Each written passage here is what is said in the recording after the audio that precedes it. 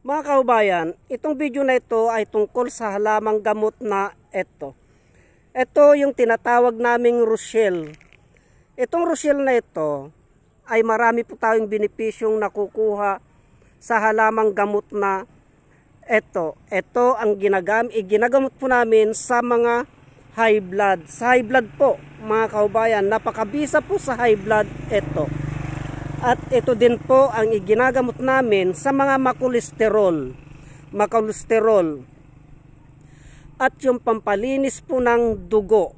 Ang proseso ng paggamit po namin nito ay linalaga po namin ito at saka po namin ipinapainom ito mga kaubayan maliban sa high blood, kolesterol at pampalinis ng dugo.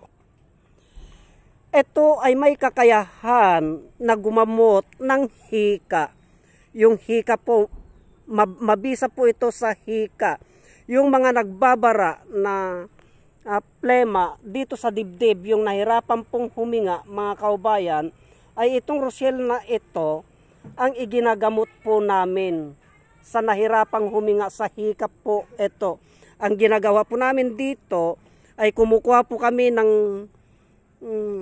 mga bunga niyan, kinuha po namin yung bunga niyan, saka po namin ilinalaga ito mga kaubayan sa hika. At ito rin, halamang gamot na ito, ay mabisa po ito na vitamins ng mga bata. Vitamins ng mga bata, ang proseso ng pag-inom po nito sa vitamins ng mga bata at yung hika po, ay hinahaluan po namin ng honeybee.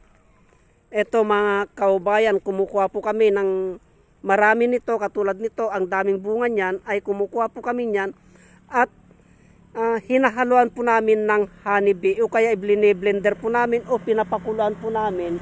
Pagkatapos po ay haluan po namin ng honeybee, saka po namin ipapainom mga kaubayan. Ito po ang kakayahan ng Rochelle na ito. Marami pong benepisyo ang nakukuha nito sa probinsya po. Mga kaubayan, ang Rochelle na ito noon ay ginagawa po nilang pantali ito. Ginagawa po nilang pantali ito.